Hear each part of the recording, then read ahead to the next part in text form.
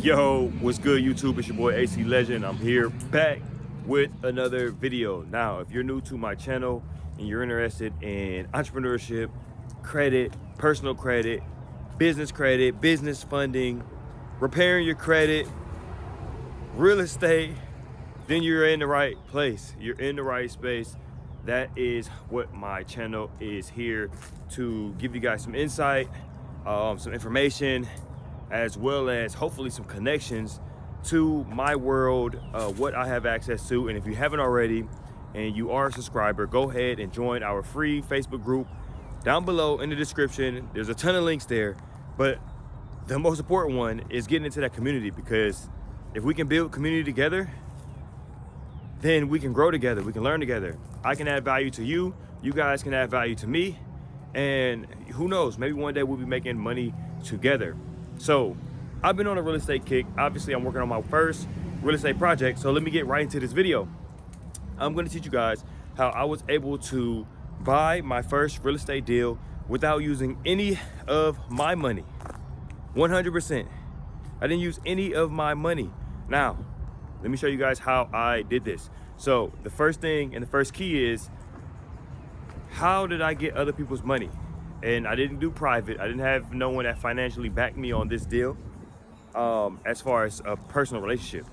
So what I did, I used something they call hard money. So if you're already in real estate, you're probably familiar with hard money and how it works.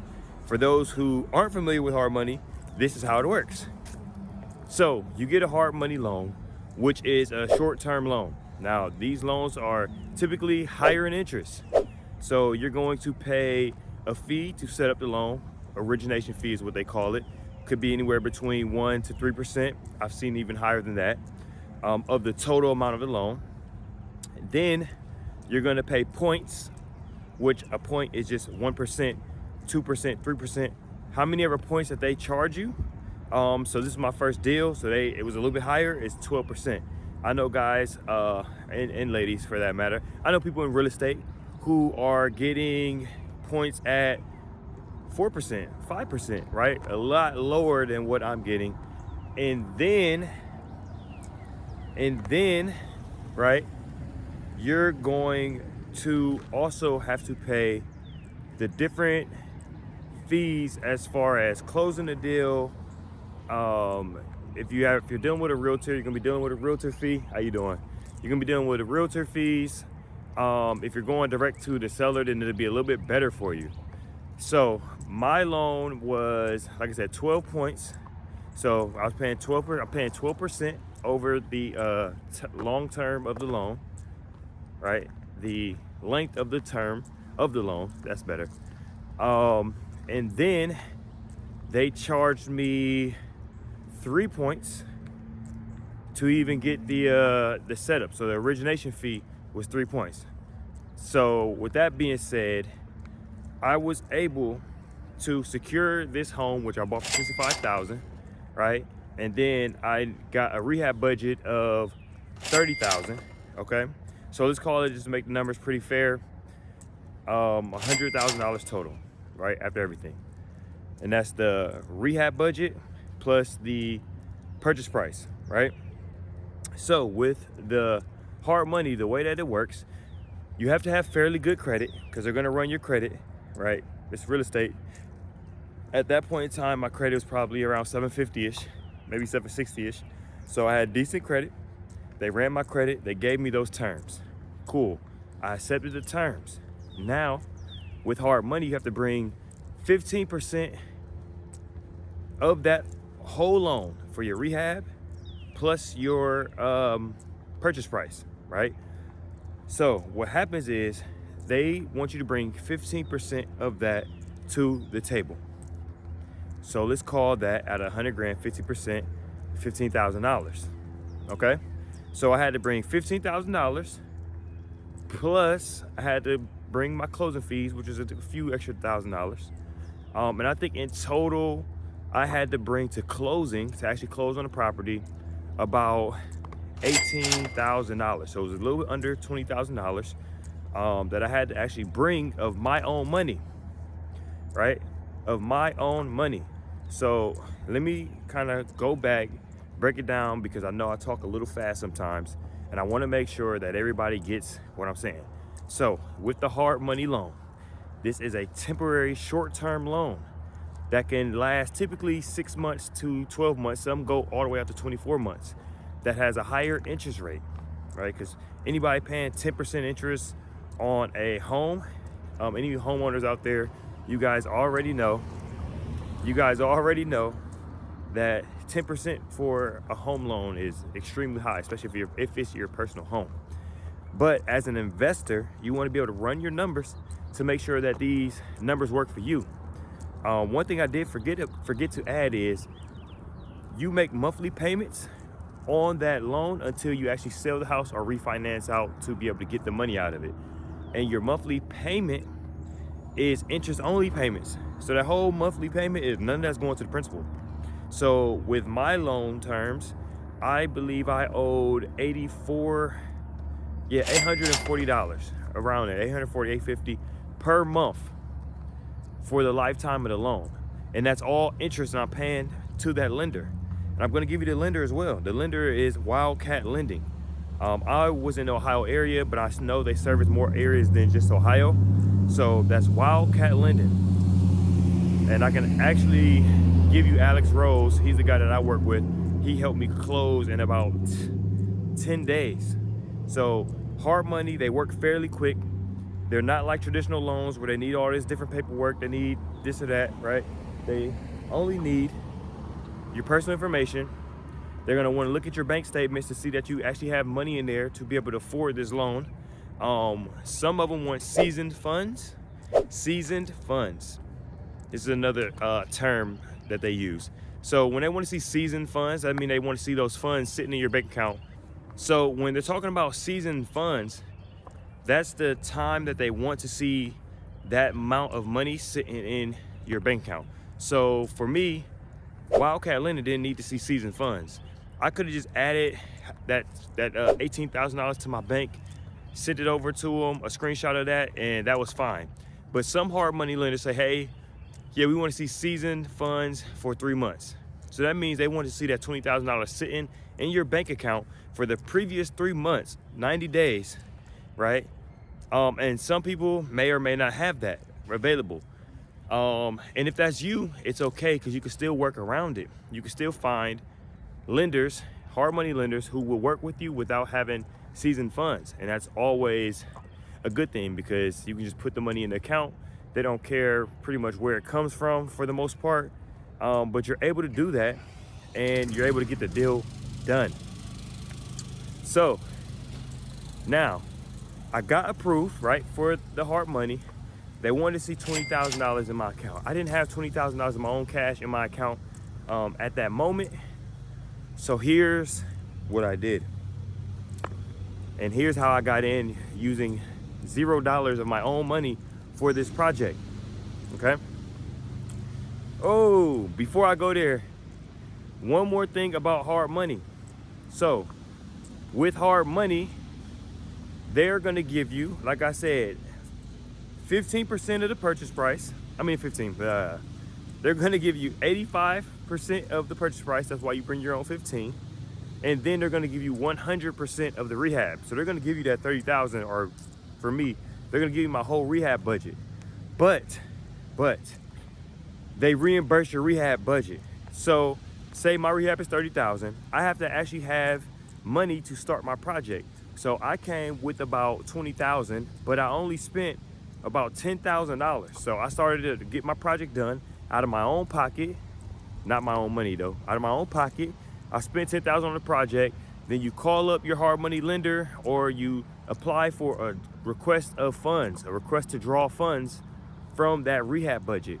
And what they do is they send out someone to inspect your property. They're going to say, okay, they got the walls done, they did some paint here, the appliances in, floors done. That is valued at X amount of dollars for the budget. And then they'll give you that money back, right? So if I got $10,000 worth of work done, I called them up. I said, hey, I'm looking to get a draw of $10,000. They'll come out and say, okay, let's go look at it. Boom. Okay, I see you did $10,000 worth of work. So we're gonna drop that in your account next day, or however long it takes them. Wildcat does it next day. I don't know about other lenders because this is my first time. So you got to have a little bit of money to work with your rehab budget that you don't need to rely on them for, because they're not going to give you money until you start putting your own skin in the game. They want to see some skin in the game. That's why they make you do that down payment. And that's also why they want you to come with a little bit of your own cash for the hard money, for the rehab budget. Hard money. I'm getting confused myself. Okay, let's tie this thing all together, right? So I got approved for the hard money lender, Wildcat. They said, yes, we approve you. Your credit's good. Here's your terms. We need $18,000 for you to close on this property, for you to get $100,000, $65,000 for you to close, and we're gonna buy this property, and then an additional $30,000 for you to rehab your project. Okay? And this is how I was able to do this without my own money. Prior to me going and getting this hard money, I already had a business checking line of credit with, who did I use?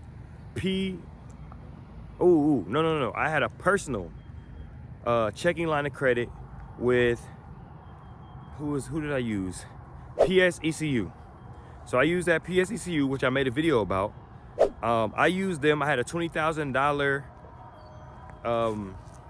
checking line of credit with them on the personal side. So I draw that money out, which had an interest rate of about 6%. So now be careful and make sure you run your numbers and make sure this all makes sense for you. But I took that $18,000 from there, put it into my checking account, right? And then I transferred it over to my business checking account, and I showed Wildcat that I had the money in there now. Boom. So now I got 2 loans out at this point in time. I owe 2 different lenders money on this same project, right? Because I got the checking line of credit who helped me close on the project, and also have Wildcat Lending who's funding the project. None of this is my own cash though. I am paying a little bit more in interest, but it's fine because I ran my numbers. The numbers still work even after paying PSECU their interest, even after paying Wildcat Lending their interest. I'm gonna still make out about $25,000, right? Totally fine with me. Now, remember what I said, you have to have that rehab budget too. At least a portion of it, something to get the project started. You know, if my project is $30,000, I want to have at least 15% of that budgeted into my own pockets or access to it. And I would even say 25%, because if you can get 25% of that project done, now you're really cooking. You're really able to get things moving. I don't want to have to keep going out back to Wildcat Lending asking them to draw. I want to get as much done and then draw, as much done and then draw. Keep the money, keep the project going and flowing, right? So I had about I really had $20,000 that I could work with. So I could have got majority of the budget done, rehab done, just off of my own. But I decided to draw basically on a weekly basis. I get a week's work of done. That might be $7,000. I get that $7,000 back. I go back in, so I can really use that same $7,000 over and over and over again to get the whole project done, right? So how did I get that $7,000? Did it come out of my pocket? What do you think? You're correct. The answer is no. What I did is I used a 0% interest credit card from Truist Bank. I think that was $15,000 on there.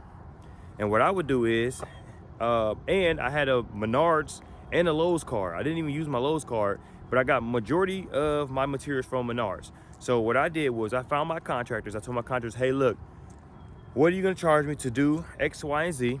I'm gonna buy my own materials. So I had a Menards card for $5,000, and then I have a Truist Bank 0% interest card for, I think, 12 or 15,000, right? Guess what I did?